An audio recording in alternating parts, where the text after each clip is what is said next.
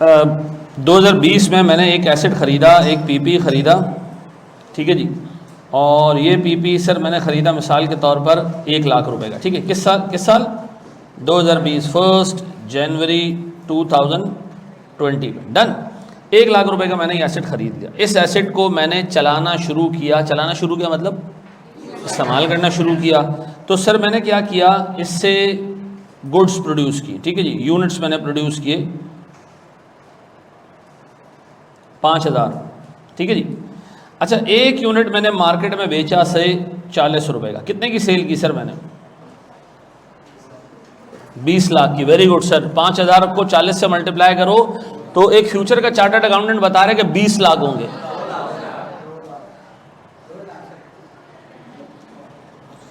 तुम लोग ने जाके कंपनी की जो है ना वो सारे रिश्तेदार एक कर देने हैं। खुदा के वास्ते कैलकुलेटर यूज कर लिया करो यार। अच्छा, ये हुई सेल। इस सेल्स में से किस साल की सेल्स है? 2020 की। इसमें से 1,92,000 हमें कैश में रिसीव हो गए, ठीक है जी। 5,000 हमें रिसीव नहीं हुआ, ये रिसीवेबल है। मेरा सवाल है कि ये 2020 के पैसे हैं 2021 के पैसे हैं? 2020 के पैसे हैं सर। ये रिसीव कब होगा? ये 2021 में जाके रिसीव होगा। तो जब तुम 2021 में जाके रिसीव होगा, तुम्हें पता है तुम 2020 के एंड पे मौजूद हो, ये पैसा रिसीव कब होना है? 21 में। तो क्या तुम 2020 के एंड पे जब वैल्यू इन यूज निकालोगे तो इस 5,000 को डालोगे उसमें? क्यों? मुझे बताओ, ये अमाउंट 5,000 की पास्ट परफॉर्मेंस से रिलेटेड है या फ्यूचर परफॉर्मेंस से? पास्ट परफॉर्मेंस से रिलेटेड है। क्यों? इसके लिए एसेट परफॉर्म कर चुका है। अब अगर तुम इस एसेट को उठा के बेच भी दो ना, तब भी ये 5,000 रुपए तुम्हें 2021 में रिसीव होंगे, ऐसा। अब बताओ वैल्यू न्यूज की डेफिनेशन क्या थी? Present value of future cash flows, ठीक है जी, to be receive from the use of asset. ये 5,000 दो रिसीव फ्यूचर में होंगे, लेकिन क्या इसके लिए एसेट का फ्यूचर में यूज होना जरूरी है? क्या ये एसेट फ्यूचर में यूज होगा तो मिलेंगे? नहीं सर। हम 2020 के एंड पे खड़े हैं, हमें पता है यार आज अगर हम एसेट को बेच भी देना तब भी ये 5,000 रुपये में मिलेंगे। तो मैं ये नहीं कह सकता कि इस 5,000 के लिए एसेट का फ्यूचर में इस्तेमाल होना ज़रूरी है, ठीक है जी। इसके लिए फ्यूचर में इस्तेमाल होना ज़रूरी। अच्छा, अब मुझे एक बात बताओ सर, तो क्या हम कह सकते हैं ऐसे रिसीवेबल्स कौन से? ऐसे past receivables which will be collected या लिक्विडेटेड इन फ्यूचर, ठीक है जी। हम क्या करेंगे, these will not be considered या taken in the calculation of value in use, ऐसा। तो सर इसका मतलब ये है कि आइंदा जब भी मैं वैल्यू इन यूज निकालूंगा और उससे मुझसे ये कहा कि भाई 2021 में कैश रिसीव होगा जो कि ऑलरेडी 2020 में रिसीवेबल के तौर पे बुक हो चुका है, तो मैं कहूँगा यार ये तो पुराना कैश है, इसका ताल्लुक ही नहीं है फ्यूचर के एसेट के इस्तेमाल होने से, तो मैं उसको कंसिडर।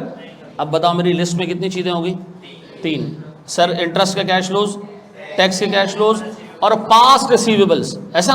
पास्ट रिसीवेबल्स ये मैं अपने वैल्यू न्यूज़ की कैलकुलेशन में नहीं लूँगा, ऐसा है। छापो बोर्ड पर देखो, सारी चीज़ें छोड़ो। अच्छा, एक बात बताओ, ये 2 लाख की सेल्स कैसे हुई होगी? मशीन से क्या किया होगा हमने? प्रोडक्शन की होगी। तो प्रोडक्शन हमने मशीन में फूंके मार के की है? नहीं सर, हमने कुछ ख़रीदा भी होगा। तो हमने सर कुछ मटेरियल परचेज़ किया होगा, ऐसा। कुछ हमने लेबर परचेज़ किया होगा, ऐसा।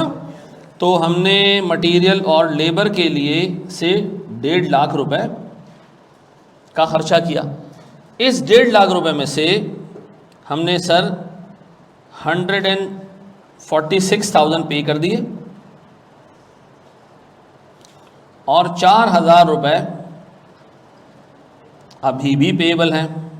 मुझे बताएं, ये जो 4,000 रुपये पेएबल हैं ये कब पे होंगे? ये पे होंगे जाके 2021 में, ये 2021 में पे होंगे, टू बी पेड इन 2021। क्या ये ऐसा पेएबल है जो पास से पर्टेन करता है? ये ऐसा आउटफ्लो जो पास से पर्टेन करता है या फ्यूचर से पर्टेन करता है? सर पास से पर्टेन करता है, पे फ्यूचर में होगा, मैं इसको वैल्यू न्यूज़ की कैलकुलेशन में नहीं लूंगा। तो बताओ हमारी लिस्ट में 4 चीज़ें हो गई, कौन सी? इंटरेस्ट, टैक्स, पास रिसीवेबल्स, पास पेबल्स, कहानी खत्म। ऐसा ना पास रिसीवेबल्स लेने ना पास पेबल्स लेने, पक्का जी? सुनना मेरे प्यारे बच्चों, हमने 4 चीज़ें देख ली, 5वीं चीज़ सुनो। सर मैं वैल्यू न्यूज़ निकाल रहा हूँ एक एसेट की, ठीक है जी। अच्छा मैंने क्या किया, फ्यूचर कैश फ्लोज निकाले, ईयर 1, ईयर 2, ईयर 3 और ईयर 4। मैंने कहा जी इस एसेट से सेल्स होगी 500, 600, 400 और 250 रुपये, ये सेल्स होगी इस एसेट से, ठीक है। सर हमारी कॉस्ट लगेगी 200, 250, 150 और 100, ठीक है जी। सर हमारे जो नेट इनफ्लोज होंगे वो होंगे 300, फिर 350 और 250 and then we have 100 rupees. ऐसा ये हमारे जो नेट इनफ्लोज होंगे, ठीक है। अच्छा 150 है, सॉरी, ये हमारे होंगे नेट इनफ्लोज। अच्छा इससे जब हमने चेक किया तो हमारा एसेट इम्पेयर्ड निकल रहा था। हमने कहा यार इस तरह तो एसेट इम्पेयर हो जाएगा, चलो कोई कारीगरी करते हैं। हमने कहा यार हमारा इरादा है कि हम एक ओवरहॉलिंग करेंगे इंशाअल्लाह ताला ईयर 2 के एंड पे। इसमें हमारा खर्चा आएगा 2000 का, कितने का? 2000 रुपए का। कब करेंगे हम ये? आज नहीं, आज से 2 साल बाद। बोलने में क्या जा रहा है? हमने कहा ठीक है 2 साल बाद हम क्या करेंगे, 2000 रुपए की ओवरहॉलिंग कॉस्ट इनकर करेंगे। इससे होगा क्या, इससे आएंगे इनफ्लोज। इससे एक तो एसेट की लाइफ बढ़ जाएगी, एसेट की लाइफ हो जाएगी जी 5, 6 और करते करते जी 60 साल, ठीक है जी। और इंशाल्लाह इससे इनफ्लोज आएंगे सर 10,000 रुपये ईयर 3 में, सर 12,000 रुपये ईयर 4 में, और करते करते हर साल 15-20 हज़ार रुपये आते रहेंगे। तो 2000 का खर्चा करके इंशाल्लाह हम ये सब कमाने वाले हैं। अब निकालो वैल्यू न्यूज़ हैं। तो उसने कहा जी कि ये जो है ना वो इससे तो एसेट इम्पेयर्ड नज़र नहीं आ रहा। हमने कहा आप जो भी एसेट इम्पेयर्ड हो ना ले आना हमारे पास, हम उसके साथ यही काम करेंगे। हम कहेंगे जी हम इंशाल्लाह फ्यूचर में ये काम करने वाले हैं, उससे बिलियंस ऑफ रुपीज़ का कैश आने वाला है, ठीक है जी। आप कहेंगे आपका प्लांट इम्पेयर्ड है, हम कहेंगे जी प्लांट में आप जो है वो एक टेक्नोलॉजी लेकर आ रहे हैं जिससे जी 1 रुपये में जो है वो 2 किलो सीमेंट बनेगा, ठीक है जी। आज तो माशाल्लाह कोई 2000 रुपये किलो बन रहा है ना, तो हम 1 रुपये में 2 किलो बनाएंगे। फ्यूचर में टेक्नोलॉजी आने वाली है, ठीक है जी। ऐसी टेक्नोलॉजी होगी जो ज़मीन के जिस पार्ट में सीमेंट है खुद ही खींच के ले आएगी। अब मुझे एक बात बताओ सर, इस तरह तो दुनिया का कोई भी एसेट इम्पेयर्ड नहीं होगा। हर बंदा आके कह देगा कि जी मैं तो फ्यूचर में ये करने वाला हूँ तो उससे ये हो जाएगा, और वैल्यू न्यूज़ क्या हो जाया करेगी। तो स्टैंडर्ड ने कहा कि जनाब ये फालतू बकवास हम नहीं मानते। आप जब एसेट की इम्पेयरमेंट टेस्टिंग कर रहे हो ना, एसेट जिस स्टेट में मौजूद है, अज्यूम करो इस पर कोई ओवरहॉलिंग नहीं होगी फ्यूचर में, ये ऐसे ही रहेगा। ये क्या रहेगा? ऐसे ही रहेगा, इस पर कोई ओवरहॉलिंग नहीं होगी। ओवरहॉलिंग नहीं होगी तो सर इसकी परफॉर्मेंस भी इंक्रीज। अब बताओ हमने 2 चीज़ें इग्नोर करनी है। एक तो ओवरहॉलिंग की कॉस्ट इग्नोर करनी है। कौन सी ओवरहॉलिंग?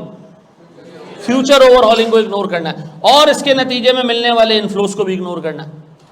क्या 2 चीज़ें इग्नोर करनी है सर? फ्यूचर ओवरहॉलिंग और उसके नतीजे में जो इनफ्लोज और आउटफ्लोज जनरेट होंगे वो सब भी इग्नोर करने। ऐसा तो हमने सर एसेट की इंपेयरमेंट कैसे करनी है? जिस स्टेट में एसेट मौजूद है उसी स्टेट में उसकी इंपेयरमेंट होगी, assuming that it will not B overhauled in future. ऐसा कोई फ्यूचर में ओवरहॉलिंग हम इसकी नहीं करेंगे, और सर ओवरहॉलिंग के नतीजे में मिलने वाले इनफ्लोज को भी हम कंसिडर। अच्छा स्टैंडर्ड ने स्टांस क्यों लिया है सर? देखिए एक चीज़ के लिए आपको, अच्छा जब आप पहुंचे ना दूसरे साल और नहीं किया आपने ओवरहॉलिंग, तो स्टैंड ने कहा ओवरहॉलिंग तो आपने की नहीं, आपने कहा प्लान अगले साल का, अगले साल चलेगा। तो फिर अब नहीं की, हमने कहा प्लान अगले साल का। उसने कहा एसेट ही खत्म हो जाएगा। हमने कहा वो नसीब है एसेट का, अब क्या कर सकते हैं, ठीक है जी। नहीं सर, जिस चीज़ के लिए एंटिटी लीगली कॉन्ट्रेक्चुअली कमिटेड नहीं है ना, हम उस चीज़ों को कंसिडर नहीं करते हैं। तो याद रखिएगा फ्यूचर ओवरहॉलिंग को भी इग्नोर करना है, और उसके नतीजे में मिलने वाले additional net inflows and outflows उसको भी हमने क्या करना है? इग्नोर करना है। अब लिस्ट में कितनी चीज़ें होंगी ना सुनो दोबारा, tax, interest, past receivables, past payables, future overhauling cost, और फ्यूचर ओवरऑलिंग कॉस्ट के नतीजे में मिलने वाले इनफ्लोज और आउटफ्लोज। तो 6 चीज़ें होंगी हमारे पास। ऐसा इस छठी चीज़ के आगे एक भी चीज़ नहीं आएगी। बस ये 6 चीज़ें आपको क्या करना है, अपनी दिमाग में रखना है, ऐसा। अच्छा, फिर मैं वैल्यू न्यूज़ की डेफिनेशन पूछूंगा। वैल्यू न्यूज़ की डेफिनेशन क्या है? वर्ड एक वर्ड। प्रेजेंट वैल्यू है, यस सर, ऑफ फ्यूचर, अच्छा, cash flows from use and disposal of asset. अब इसमें कुछ चीज़ें, फ्यूचर का मैं बता चुका हूं, ये क्या है, इसका क्या मतलब है? अगर आपको वो एक्सपेंसेस में कहे डेप्रिसिएशन, तो डेप्रिसिएशन कैश होता है? नहीं सर। तो अगर वो लिस्ट में एक डेप्रिसिएशन का नाम लिख दे कि जी हमने इस पर्टिकुलर एसेट से सेल्स की कॉस्ट उसमें ये आई और डेप्रिसिएशन लगा, तो सर हम डेप्रिसिएशन को फ्यूचर कैश फ्लोज में कंसिडर। अब बताएं हमारे पास लिस्ट में कितनी चीज़ें हो गई? 7। अब सुने ज़रा sir, tax, interest, past receivables, past payables, future overhauling cost, future overhauling के नतीजे में मिलने वाले इनफ्लोज, और इन केस अगर डेप्रिसिएशन आ जाए तो उसको भी हम क्या करेंगे? इग्नोर करेंगे। अच्छा, अब 1 मिनट उसके बाद लिखना है एक छोटी सी चीज़ और समझ लो। देखो, एक एसेट है 6000 यूनिट बनाता है, मेरे बच्चों गौर से सुनना, 6000 यूनिट बनाता है। ये 6000 यूनिट बनाता रहे, इसकी प्रॉपर ऑयलिंग एंड ग्रीसिंग करना पड़ेगी। ये कितना बनाता है? 6000 यूनिट बनाता है, बनाता रहे, क्या करना पड़ेगा इसका? अच्छा, यहाँ लिखोगे नहीं, अभी पहले बोर्ड पे देखोगे, लिखने का टाइम दूंगा मैं, ठीक है? ये 6000 यूनिट बनाता रहे, इसकी हमें क्या करनी पड़ेगी? ऑयलिंग एंड ग्रीसिंग करना पड़ेगी। ये जो ऑयलिंग एंड ग्रीसिंग कॉस्ट है, ये क्या कहलाती है? ये कहलाती है जनाब मेंटेनेंस, ऐसा। अच्छा, व्हाट इफ के सर ये खराब हो जाए और ये सर से 2000 यूनिट्स प्रोड्यूस करना शुरू कर दे, तो इसको दोबारा 6000 रुपये लाने के लिए जो खर्चा होगा वो क्या होगा? वेरी गुड सर, वो होगा रिपेयर्स, ऐसा।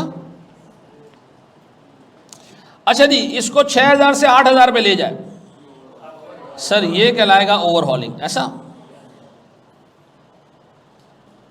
अब बताएं आपने कौन से फ्यूचर एक्सपेंसेस को इग्नोर करना है? रिपेयर्स लेना है, यस सर। मेंटेनेंस लेना है, यस सर। लेकिन फ्यूचर ओवरहॉलिंग, इससे क्या होगा? ओवरहॉलिंग से क्या होगा? सर नंबर ऑफ यूनिट्स बढ़ गया, उसकी सेल्स भी आ रही होगी, फिर कॉस्ट भी आ रही होगी, ये सारी चीज़ें हमने नहीं लेनी, लेकिन रिपेयर एंड मेंटेनेंस हमने लेना है, ऐसा है। अब ये कॉपी करें, मैं आपको एग्जाम का क्वेश्चन करा रहा हूँ, ठीक है? वो छोटी सी चीज़ गौर से देखिएगा सर, समझने की कोशिश कीजिएगा। मेरे पास ना 1 2 3 और ये 4 एसेट्स हैं, ठीक है?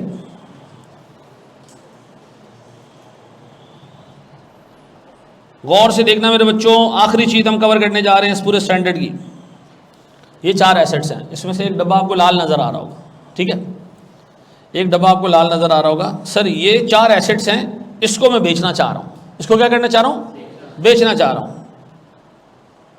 सर ये हमारे 3 एम्प्लॉयज़ हैं जो इस एसेट को चलाते थे। इसका नाम है वीणु, गोपाल और अय्यर, ठीक है? ये 3 लोग इस एसेट को चलाते थे, ठीक है? हमने कहा भाई इस एसेट को हम निकाल रहे हैं, तो ये वीणु इसमें सबसे हरामखोर था। हमने कहा ये 10,000 रुपये लो और भागो, आइंदा के बाद यहाँ नज़र नहीं आना। फारिग कर दिया हमने इस एम्प्लॉय को। ये जो आपने फारिग किया ना, इस कॉस्ट को कहते हैं रिडंडेंसी कॉस्ट। क्या कहते हैं? 10,000 रुपये दे के फारिग कर दिया। अब वीणु की हालत देख के गोपाल की हालत ख़राब हो रही है। हमने गोपाल को कहा भाई आपको कराची में नहीं, हम आपको अपनी लाहौर की ब्रांच में भेज रहे हैं, आपको निकाल नहीं रहे हैं, आपको लाहौर में हम रीलोकेट कर रहे हैं। क्या कर रहे हैं? उसने कहा सही है सर, मैं अपना बोरिया बिस्तरा उठा के चला जाऊं लाहौर। हमने कहा बोरिया बिस्तरा उठाओ, ये टिकट के पैसे लो, ये रास्ते के खाने पीने के पैसे, वहाँ पहुँच जाओ। इसको हमने दे दिए जी से 7,000 रुपये। ये कौन सी कॉस्ट है? Relocation of a redundant employee, ठीक है, या ट्रांसफर्ड एम्प्लॉय। अय्यर को हमने कहा, अय्यर बेचारा शरीफ आदमी था और मेहनती भी था। हमने कहा अय्यर हम आपको ना ऐसा ट्रेन कर रहे हैं कि आप इस मशीन पे काम करना शुरू कर दोगे। आप, हम आपको रीट्रेन कर रहे हैं। क्या कर रहे हैं? रीट्रेन कर रहे हैं। और तो सुनना मेरे बच्चों,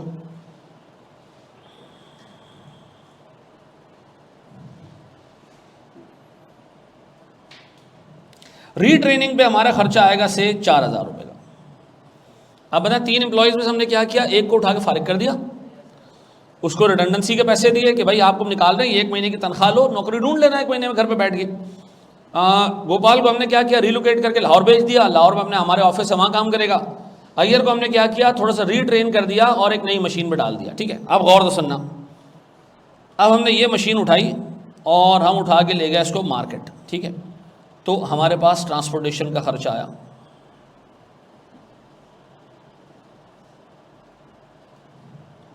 ट्रांसपोर्टेशन का खर्चा आया से 5,000 और हम पहुंच गए जी मार्केट। मार्केट जब हम पहुंचे ना तो हमें मिला एक बंदा, इसका नाम था मिस्टर ब्रोकर। ठीक है जी, और एक हमारा अपना एम्प्लॉई है। ठीक है जी, ये हमारा अपना एम्प्लॉई, उसको हम नाम देते हैं OE, ओन एम्प्लॉई। ठीक है जी, ये हमारे साथ गया था मार्केट में इस एसेट को बेचने के लिए। ब्रोकर ने कहा मैं आपको ये एसेट बिकवा के दे देता हूँ 2 मिलियन रुपए में, लेकिन आपने मुझे 5,000 का कमीशन देना है। कितने का? मैंने कहा डन। तो हमारा एम्प्लॉय खड़ा था, उसने कहा अच्छा, इतनी देर से मैं भी तो आपके साथ ये ढूंढ रहा हूँ ना गाहक वाहक, तो मेरा कुछ नहीं बनता। हमने कहा तो तनख्वाह तो दे रहे हैं। उसने कहा नहीं, कुछ एक्स्ट्रा दे देना मुझे, इतनी मेहनत कर रहा हूँ, यहाँ धूप में निकला हूँ आपके साथ। मैंने कहा चलो मनूस 2,000 तेरे भी, ये तनख्वाह से अलावा। ठीक है जी, डन हो गया जी। एक कस्टमर मिला, डील तय हो गई जी कि हम इस एसेट को बेचेंगे। कस्टमर ने कहा जी एक काम करें, ज़रा सेल डीड बना दें। क्या बना दें? Sale deed. हमने कहा सेल डीड कहाँ से बनेगी? उसने कहा सर सेल डीड बनाने पे तो खर्चे बहुत आएंगे। मैंने कहा कौन सा खर्चे आएंगे जी सेल डीड बनाने पे? उसने कहा सबसे पहले सेल डीड बनाने का खर्चा होगा। ठीक है जी, जिसको हम डॉक्यूमेंटेशन चार्जेस कहते हैं। तो बना लें सर सेल डीड को, इस पे आपके 2,000 रुपये लग जाएंगे। अच्छा, हमने सेल डीड बना दी, बनवाई गया, हमने एक स्टैंडर्ड सेल डीड पकड़ी, उसमें नंबर भर दिया। फिर हमने सोचा यार किसी लॉयर को दिखाते हैं, ये ना गलती हो जाए इसमें। तो हमने इसके चार्जेस पे किए, लीगल वेटिंग चार्जेस। ये क्या होता है जी? VETT, लीगल वेटिंग चार्जेस हमने पे किए 1,000 रुपये। ये क्या होती है? वेटिंग क्या होती है? वो दिखा देते हैं आप लॉयर को, वो देख लेते हैं कि सही है या नहीं। लॉयर ने कहा बिल्कुल सही है, लेकिन ये डॉक्यूमेंट आपको जाके मोहल्ले के थाने में जो है ना रजिस्टर कराना पड़ेगा, एक कॉम्पिटेंट अथॉरिटी के पास रजिस्टर कराना पड़ेगा, ताकि उसको पता चल जाए कि एसेट अब आपका नहीं है, किसी और पार्टी का है। तो हम ले गए सर इसकी, इस डॉक्यूमेंट की रजिस्ट्रेशन कराने। सर इस पर हमने रजिस्ट्रेशन पे किए 500 रुपये। पीछे से लॉयर का फ़ोन आया, उसने कहा लीगल चार्जेस तो दे दें। मैंने कहा कौन से लीगल चार्जेस? अभी तो आपको हमने डॉक्यूमेंट पढ़ाया, उसके पैसे दे दिए। उसने कहा ये जो रजिस्ट्रेशन का मशवरा दिया तुम्हारे फूफा ने दिया, इसके तो पैसे दो। 200 रुपये हमने इसके भी दे दिए। अब गौर सुने, खर्चे होते जा रहे हैं, ठीक ठाक खर्चे हो चुके हैं। इतने में सर जब हम एसेट की डील करके कंपनी पहुंचे तो पता चला जी अब ये एसेट कंपनी के अंदर नहीं रहा, जगह हो गई खाली। तो प्रोडक्शन मैनेजर ने कहा ये 3 एसेट ना अजीब लग रहे हैं, एक कोने में, 2 एक कोने में, इसको ज़रा रीअरेंज कर देते हैं। मैंने कहा यार और भी तुम लोगों ने कुछ करना है तो बता दो। ठीक है जी, तो ये क्या हो गया जनाब? रीअरेंजमेंट कॉस्ट भी हमने इनकर की। सर इस पे हमारे तकरीबन 2,500 रुपये खर्च हो गए। अब मैं सर पकड़ के बैठा हूँ, इतने में कॉल आया मेरे पास, एसेट बेच दिया। मैंने कहा जी आप कौन? उसने कहा आपका कस्टमर। एसेट बेच दिया तो बाबू हमें कैसे पूरा करोगे? अब हमारे ऑर्डर कैसे पूरे करोगे? मैंने कहा बाकी 3 एसेट तो हैं। उसने कहा नहीं यार हमें तो डाउट है कहीं आप जो है वो ये ना कर दो, दरमियान में आप साल के कह दोगे जी माल प्रोड्यूस नहीं हो सकता क्योंकि हमने एक एसेट बेच दिया है। मैंने कहा नहीं मेरी जिम्मेदारी है। इतने में एक और कस्टमर का फ़ोन आ गया, उसने ना एसेट बेच दिया आपने। हमने कहा यार ये तो पूरा मोहल्ला आके सर पे खड़ा हो जाएगा कि एसेट बेच दिया तो प्रोडक्शन कैसे करोगे? चलो यार एक काम करते हैं, एक मार्केटिंग पूरी कैंपेन चलाते हैं जिसको हम कहते हैं इमेज रिस्टोरेशन कॉस्ट। अपनी इमेज रिस्टोर करो कि हमने एसेट बेचा है, भाई हमने कंपनी नहीं बेची, ये एसेट खराब था इसलिए बेच दिया हमने। तो एक काम करते हैं, मार्केटिंग करते हैं, फेसबुक पर ऐड लगाते हैं कि हम एक मशीन के बगैर भी ज़्यादा एफिशिएंट हो गए, अब हम और ज़्यादा बेहतर काम करेंगे। तो हमने इस पर क्या किया, 3,000 रुपये की एडवर्टाइजमेंट कर दी। अब आप चेक करें कि आपने खर्चों पे खर्चे किए, ठीक ठाक खर्चे किए आपने। अब मैं आपसे जानना चाहता हूं क्या ये सारा कॉस्ट टू सेल है? कॉस्ट टू सेल की डेफिनेशन क्या है? वो खर्चा जो सेल के लिए ज़रूरी हो, क्या हो, जिसके बगैर सेल ही ना हो सकती हो। तो आप ढूंढते हैं इसके अंदर से ऐसे कितने कॉस्ट है और नाम उसको मार्क भी करते जाते हैं। पहला खर्चा रिडंडेंसी कॉस्ट, इसको मैं नंबर दे रहा हूं नंबर 1। क्या ये रिडंडेंसी कॉस्ट, क्या ये कंपलसरी है? इसके बगैर एसेट ही नहीं बिकेगा। नहीं सर, आप लात मार के उसको बाहर फेंक के निकाल दें, आप उसको रीलोकेट कर दें, डजेंट मैटर भाई, ये ज़रूरी खर्चा सेल के लिए नहीं है। दूसरा, रीलोकेट करने का खर्चा, नहीं भाई इसका सेल से क्या ताल्लुक है, तो आपने इंसानी हमदर्दी में उसको कराची से कहाँ भेज दिया, लाहौर भेज दिया, ये भी ज़रूरी नहीं है, तो रीलोकेशन कॉस्ट भी कंसिडर नहीं होगी। फिर सर जो एम्प्लॉय फारिग हुए उनको रीट्रेन करना, क्या ये ज़रूरी खर्चा है?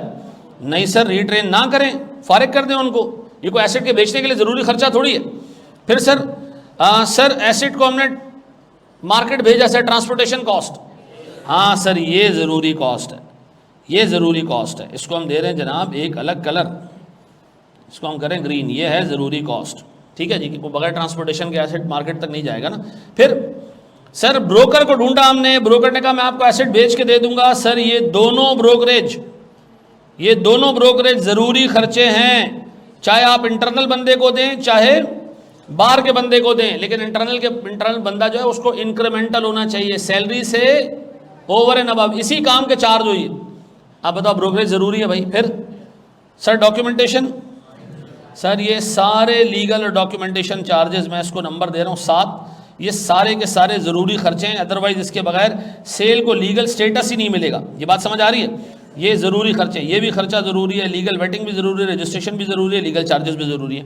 अब जब हम दोबारा कंपनी पहुँचे तो उन्होंने कहा जी जगह खाली हो गई है, इधर उधर करनी है मशीनें। हमने कहा ये करो, ये खर्चा ज़रूरी नहीं है। तो सर ये जो रीऑर्गेनाइजेशन का कॉस्ट है, ये हमारे पास 8वीं कॉस्ट हो गई, ये ज़रूरी नहीं है। फिर सर हमारे पास इमेज रेस्टोरेशन कॉस्ट, मोहल्ले में गालियाँ दे रहे हैं लोग कि इन्होंने तो अपनी भैंस बेच दी, दूध कहाँ से पियेंगे। तो सर कोई मसला नहीं है, हमने आवाम को बताना है ये ज़रूरी खर्चा एसेट को बेचने के लिए नहीं है। ये बात समझ आती है? अब बताओ, मैंने आपके सामने पूरी एक केस बना के 9 चीज़ें रखी हैं, एग्ज़ामिनर का अब्बा भी इससे बाहर नहीं जाएगा, ठीक है। ये सारे पॉसिबल खर्चे हैं जो सेल के दौरान जनरेट हो सकते हैं। और बताओ इसके अंदर से आपने कौन से खर्चे लेने कॉस्ट टू सेल में, क्या क्या कॉस्ट टू सेल में? सर ट्रांसपोर्टेशन कॉस्ट है, ब्रोकरेज एक्सपेंस है और लीगल एंड डॉक्यूमेंटेशन चार्जेस है, बस और कुछ नहीं है। ऐसा अब एग्जामिनर आपको हिलाए जुलाए उंगली करे कि रीट्रेन किया हमने, उसके बगैर वो मर जाता, उसको रीलोकेट किया है, उसके बगैर वो जिंदा नहीं रहता, एक एम्प्लॉय को फारिग कर दिया है और हमें पहले से एग्रीमेंट किया था कि इसको फारिग करेंगे जब भी मशीन बेचेंगे, डजंट मैटर, ये सारी चीज़ें हम कंसिडर नहीं करेंगे। या ये बात समझ आती है? अब इसको कॉपी करो। सर किस तरह कॉपी करोगे? पहले इस तरह खोल दूँ उसको। जी बेटा, कौन सी कॉस्ट? हाँ एक्स्ट्रा कॉस्ट, बस बिल्कुल बिल्कुल, जो इंक्रीमेंटल कॉस्ट आप पे करो। 9th रेलेवेंट है या नहीं? नहीं, बिल्कुल भी नहीं। जी मैडम। अच्छा आप देखो एक चीज़, इस बच्चे ने बहुत इंपॉर्टेंट पूछी, व्हाट इफ के मशीन को बेचने के लिए मार्केटिंग करना हो? नहीं, बिल्कुल भी ज़रूरी नहीं है। हाँ लेकिन सर अगर हमारे लॉ ने ये लिखा हो कि आप मशीन बेचने से पहले एक ऐड देंगे अखबार में, ठीक है जी, और उसकी वजह ये है कि पब्लिक कंपनी है तो हम चाहते हैं कि जी जब ऐड आप अखबार में देंगे तो जेन्युइन वैल्यू पता चलेगी, लोग अप्लाई करेंगे जी कि हमने ये एसेट खरीदना है, ठीक है जी, क्योंकि पब्लिक कंपनी में पैसा किसका लगा होता है? पब्लिक का। तो गवर्नमेंट ऐसी रिस्ट्रिक्शन डाल सकती है, अगर ऐसी कोई रिस्ट्रिक्शन है तो फिर आप उसको कॉस्ट टू सेल में लोगे, अदरवाइज नहीं लोगे, ठीक है जी। क्या चीज़ भाई? इसके बगैर एसेट नहीं बिक सकता क्या? बेचो इसके बगैर, ठीक है जी। ऐसे अगर किसी मार्केट में बगैर ब्रोकरेज के एसेट बिकता है ना तो हम ब्रोकरेज नहीं लेंगे, ख़त्म। ये स्टैंडर्ड ने कोई लिस्ट बना के नहीं दिए कि ये लेने और ये नहीं लेने, उन्होंने कहा जो ज़रूरी है वो लेने, जो नहीं ज़रूरी। लेकिन बहुत सारी मार्केट्स में बगैर ब्रोकरेज के एसेट नहीं बिकता, क्योंकि आपको सही वैल्यू ही पता नहीं चलती जब तक आपके साथ ब्रोकर नहीं। अच्छा कुछ मार्केट्स में बाय लॉ ये रिस्ट्रिक्शन है कि आपने बगैर ब्रोकर के ट्रांजैक्शन नहीं करनी, जैसे स्टॉक मार्केट है। आप जाएँ, आप कहें यार मैं अपने दोस्त से शेयर्स खरीद रहा हूँ, दोस्त को भी ब्रोकर के पास जाना है, आपको भी जाना है। मकान लेने जाते हो बगैर ब्रोकर के, हार्डली कोई मकान मैंने बिकते हुए देखा है। उसकी वजह यह है कि ब्रोकर आपको डॉक्यूमेंट्स भी बना के दे रहा होता है, पूरा बता रहा होता है कि ये लीगल है या नहीं है, तो लोग रिस्क नहीं लेते ऐसे केस में, ठीक है ना। सर इन शॉर्ट हम transportation commission and legal charges लेंगे, बाकी सब इग्नोर करेंगे। यही मैं नहीं चाहता कि आप अपने जहन में इस तरह डालो। हाँ, आपने स्टेटमेंट बिल्कुल सही लिखा है, लेकिन एग्जाम में मे बी वो एक ऐसी लाइन लिख दे कि यार ये खर्चा अशद ज़रूरी है, बाय लॉ है, ठीक है जी, तो फिर आपने उसको भी क्या करना है सर, इसको आपने डालना होगा। मिसाल के तौर पर कहे जी image restoration cost by law compulsory है, आप एसिड बेच के ये काम नहीं करेंगे आप पे पेनल्टी लगेगी, ये लाजमी खर्चा है, एसिड बेचने के लिए आपको ज़रूरी करना है, तो फिर हम लेंगे सर इसको, ठीक है जी। आम तौर पे ऐसा नहीं होता, ठीक है जी। अभी बता रहा हूँ, 2 चीज़ें बाकी है, रुक जाओ जनाब। जी मेरा बच्चा, पहले इस बच्चे का फिर आपका सवाल जी।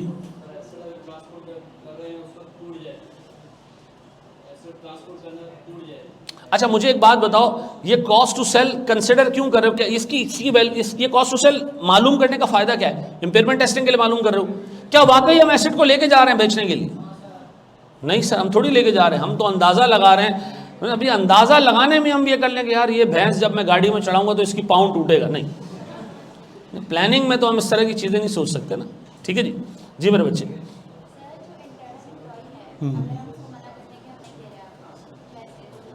देखो अगर आपने उसको पैसे दिए ना इस काम के, तो ये कंसिडर किया जाएगा कि ये इस काम के लिए ज़रूरी थे, चाहे आप उसको डिस्क्रिशनरी पेमेंट करो। डिस्क्रिशनरी समझते हो ना, खुशी से चलो भाई आपको हमने दे दिया, ये तब भी कंसिडर होगा, ठीक है जी। क्योंकि एम्प्लॉयर एम्प्लॉय का रिलेशनशिप ऐसा है कि आगे हम एक स्टैंडर्ड पढ़ेंगे जहाँ हम कहते हैं जी बाहर किसी को मकान किराए पे दिया, ये इन्वेस्टमेंट प्रॉपर्टी, एम्प्लॉय को दिया नहीं है, क्यों? वो कहते हैं एम्प्लॉय को दिया, एम्प्लॉय एम्प्लॉयर एक मतलब ग्लव इन हैंड होता है ना, हैंड इन ग्लव क्या है वो, इसी तरह का रिलेशनशिप।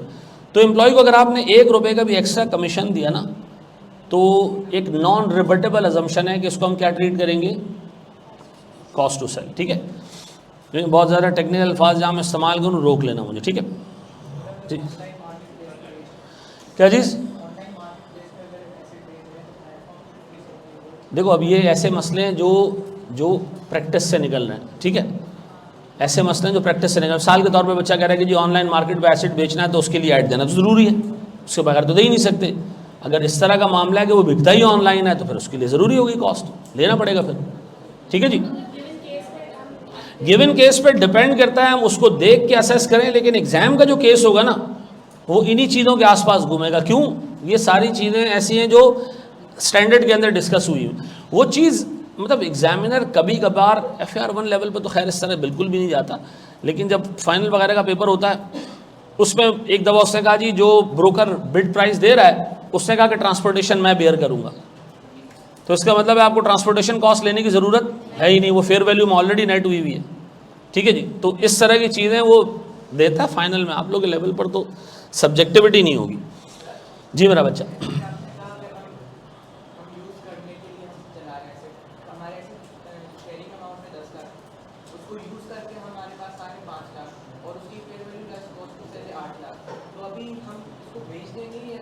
नहीं चलाते रहेंगे, ये हमारी मर्जी है, इससे हमारी इम्पेयरमेंट की कैलकुलेशन पे फ़र्क नहीं पड़ना चाहिए। देखो इम्पेयरमेंट की कैलकुलेशन ये कहती है कि एक प्रूडेंट बंदा क्या करेगा इस सिनेरियो, आप क्या करोगे उसने ये नहीं कहा। अदरवाइज तो हर कंपनी क्या करे, अपने हिसाब से इम्पेयरमेंट बुक करे। उन्होंने कहा यार एक पॉलिसी यूज़ होगी, भले कंपनी कहती है यार मैं बेचना नहीं चाह रही, मैं इसको यूज़ करूँगी, तब भी वो fair value less cost to sell को ही रिकवरेबल अमाउंट ट्रीट करेगी क्योंकि वो ज़्यादा है, ठीक है जी।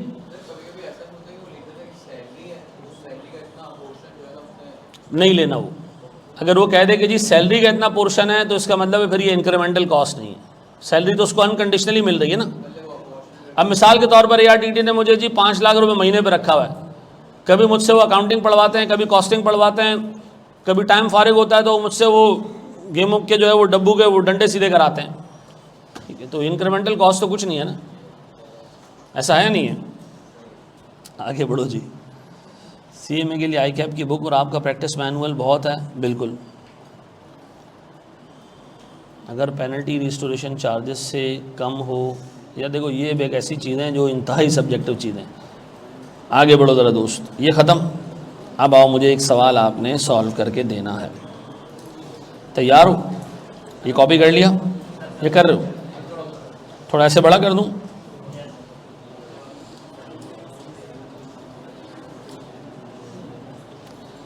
अच्छा यार देखो, मेरी मुझसे एक चीज़ में लोग थोड़ा सा चढ़ते भी हैं कि मैं आपको ना थोड़ा सा पढ़ाऊँगा इस तरह डिटेल में, पास पेपर की हद तक नहीं पढ़ाऊँगा, ठीक है ना।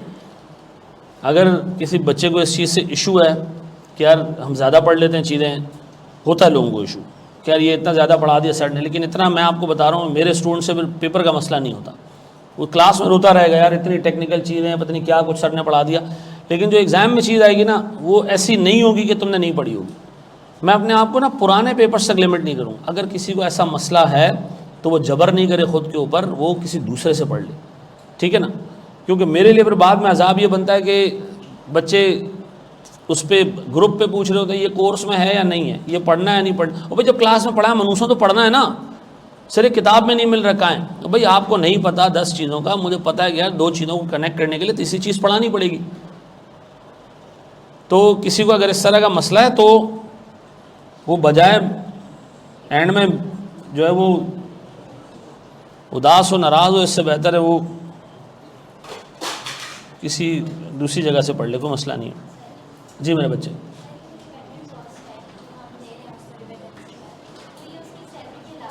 बिल्कुल देखो सैलरी बेटा जो उसको अनकंडीशनली मिल रही है ना उसको तो आपने कंसिडर ही नहीं करना। इसलिए मैंने को कॉस्ट टू सेल के लिए जो पहला वर्ड स्टैंडर्ड ने इस्तेमाल किया ना, उसने कहा इंक्रीमेंटल नेसेसरी कॉस्ट। तो इंक्रीमेंटल का मतलब है आपकी जेब से निकलने चाहिए एडिशनल, ठीक है।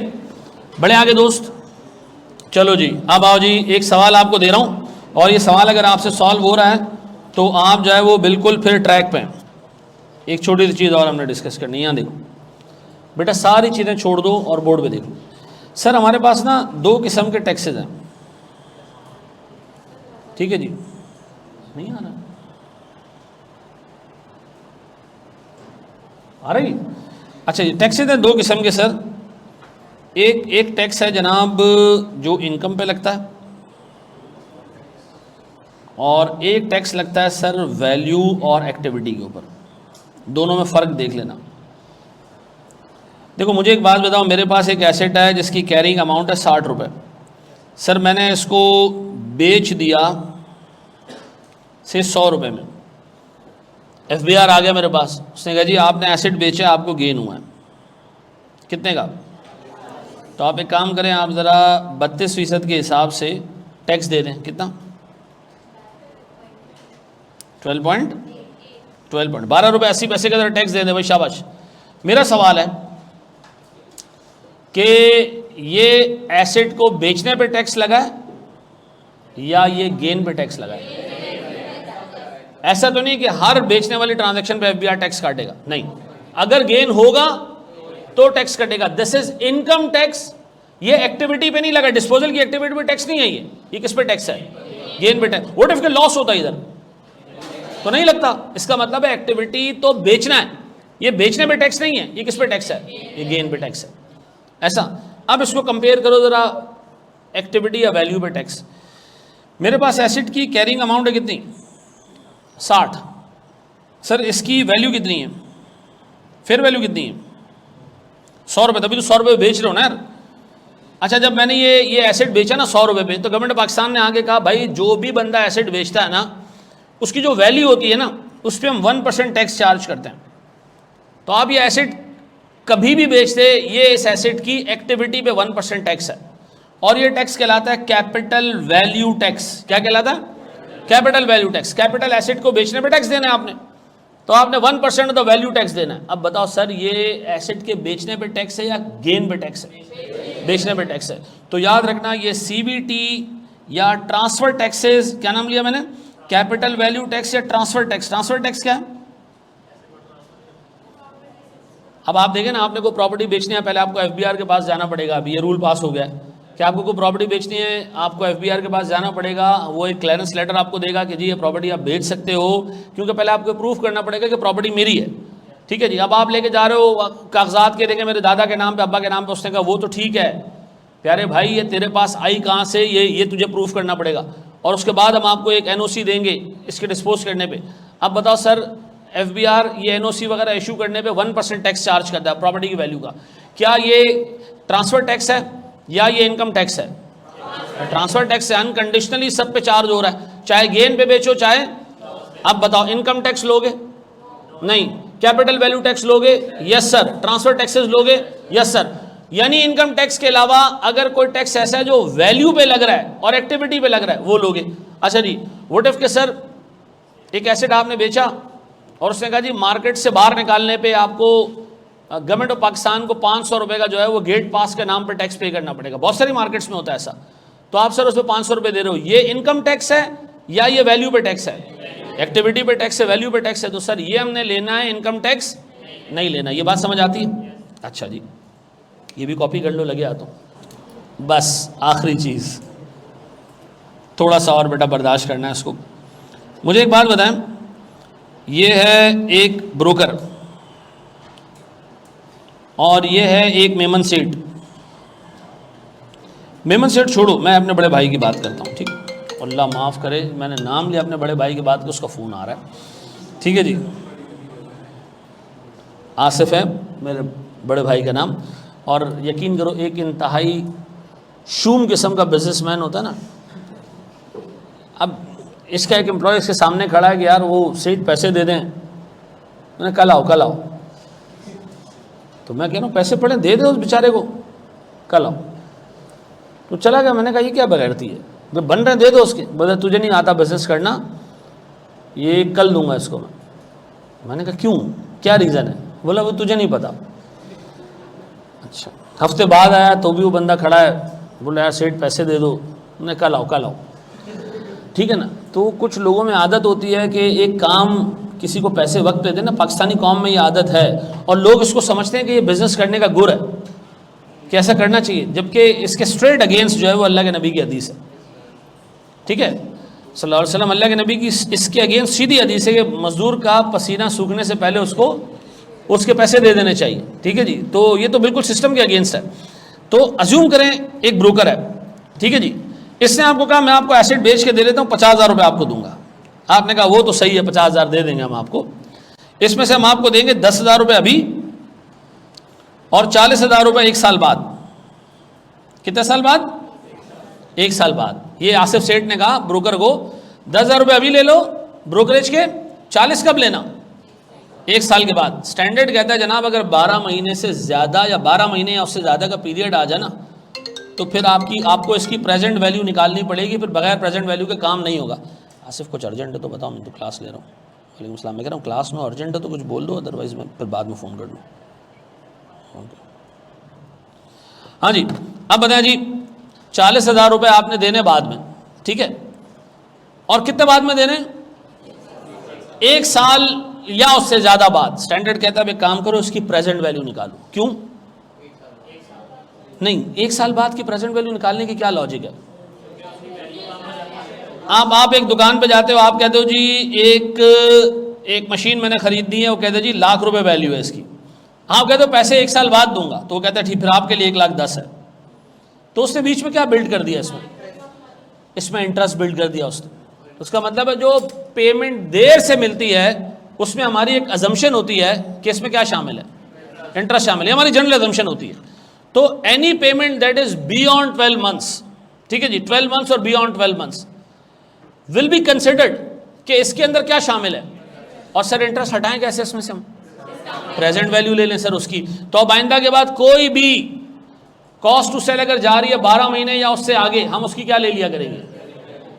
अब बताएं जी, मेरे पास रिडंडेंसी कॉस्ट पार्ट है?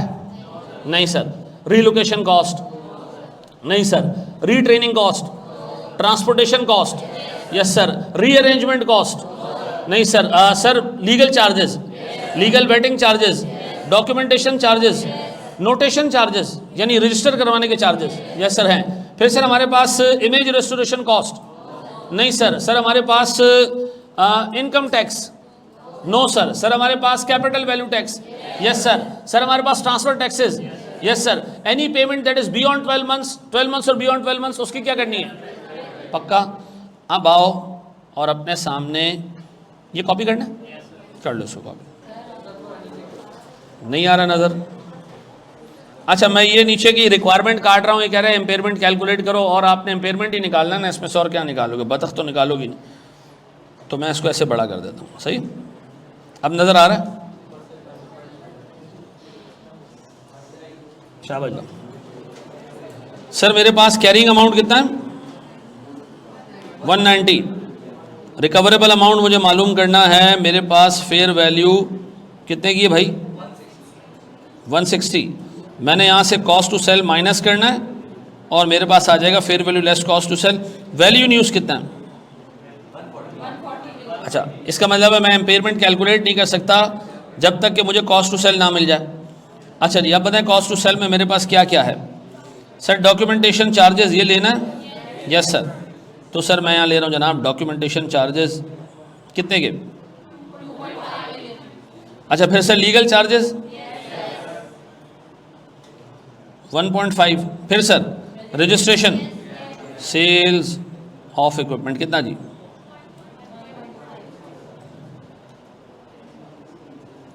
1.25। देन फिर मेरे पास मार्केटिंग फॉर इमेज रिस्टोरेशन नहीं sir. Sir reorganisation of production setup after disposal no sir. Brokerage expense ये लेना है सर आपने, ब्रोकरेज आपने लेनी है, लेकिन ब्रोकरेज में एक प्रॉब्लम है। ब्रोकरेज 2.1 तो लेनी है, लेकिन जो 3.3 है, ठीक है जी, इसकी आपने प्रेजेंट वैल्यू निकालनी है, वो गालिबन 3 निकलेगी। ऐसा सर रेट कहाँ दिया हुआ है डिस्काउंटिंग का? सर ये रहा।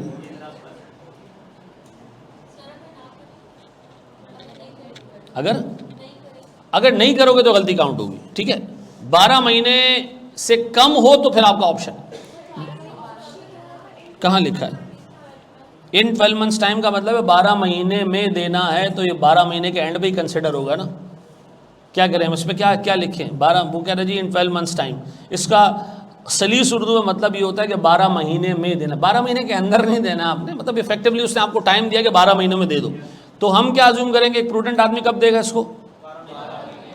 बाद देगा, खत्म जी। फिर जी income tax on gain on disposal नहीं sir. Retraining of employees no sir. फिर रिडंडेंसी कॉस्ट, एक अटैम्प में मैं पढ़ा रहा था, इसी तरह एक बच्चा बैठा था, कह रहे इतनी सारी कॉस्ट ऐसी काटने के लिए थोड़ी दी है। कुछ ना कुछ तो एग्जामिनर ने सोचा होगा ना, ये इतनी सारी चीज़ें आप काट दे, ख़त्म, ये नहीं लेना। अब नहीं लेना तो नहीं लेना भाई, ठीक है जी। क्या रहा सर टोटल कितना? 10 पॉइंट। कुछ लोगों को अफसोस होता है, इतना सारा वो दिया है, क्यों नहीं ले रहे हमें। हमारे घर में एक आंटी थी, वो काम करती थी, तो खांस बहुत रही थी एक दफ़ा। तो वाइफ ने मेरी कहा इनको ज़रा को पैसे से दे दो, मेडिकल टेस्ट जाके करा लें, ये ना हो कोई टीबी वीबी हो गया उनको। तो हमने उनको पैसे दिए टेस्ट वगैरह करवाने के, तो टेस्ट वगैरह करवा के आ गई और रिपोर्टें ला के ऐसे फेंकी हमारे सामने, ये लो, कुछ निकला ही नहीं। हमने कहा तो कुछ निकलना चाहिए था। बोले नहीं आपके पैसे इतने लग गए। तो मैंने कहा भाई ये पैसे इतने लग गए तो उसका मतलब कोई बीमारी निकलनी चाहिए थी। तो एग्ज़ाम में अगर इतना सारा डाटा दे दे, एक बंदा अगर इतना सारा डाटा दे दिया, कुछ किया ही नहीं हमने उसका, और नहीं किया भाई क्योंकि उसने डाटा दिया ही छोड़ने के लिए था। अच्छा सर क्या इसको छोड़ने के, इग्नोर करने के मार्क्स हैं? हाँ, इन चीज़ों को इग्नोर करने के नंबर है। अदरवाइज अगर इग्नोर करने के नंबर नहीं होते, चीज़ें डालने के नंबर होते, तो आप सारी चीज़ें भी डाल दो, तो आपने तो वो चीज़ें डाल दी ना जिसके नंबर थे। ऐसा है या नहीं? तो आप अगर सवाल उठा के देखो ना, वो कहता है जी इस कॉस्ट को इग्नोर करने का 1 नंबर है, इस चीज़ को इग्नोर करने का 0.5 मार्क्स है, ठीक है जी। तो एक बड़ा इंटरेस्टिंग सवाल किसी ने आईकैप से पूछा कि व्हाट इफ कि हम पेपर ही छोड़ दें तो फिर तो कुछ मार्क्स मिलेंगे। हमने इफेक्टिवली ये वाली कॉस्ट तो इग्नोर की है। उन्होंने कहा आप क्वेश्चन नंबर डाल दें तो हम आपको नंबर दे देंगे इसके। कितना आ रहा है सर ये? अच्छा जी, अब बताएं सर मेरे पास इन दोनों को अगर मैं कंपेयर करूं तो इसमें से हायर अमाउंट कौन सी है? तो सर इस पर हमारी इम्पेयरमेंट निकल रही है 40 पॉइंट। वेरी गुड मेरे बच्चों, आज की क्लास हम यहीं तक रखते हैं। आपने घर जाके आज की सारी चीज़ों को एक दफ़ा फिर देखना है, ठीक है जी, और ये चार्ट आपके सामने मौजूद रहना चाहिए, ठीक है जी।